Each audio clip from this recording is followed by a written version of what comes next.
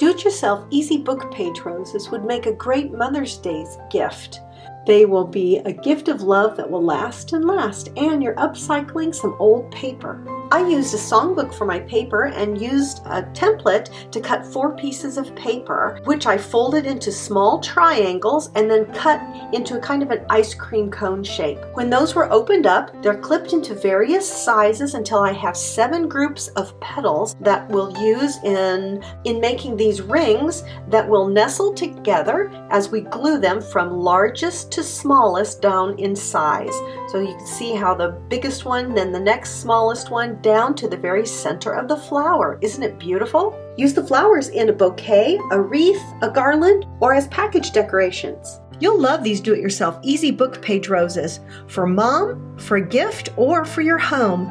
For more craft ideas, come on over to welcometonanas.com and join the fun.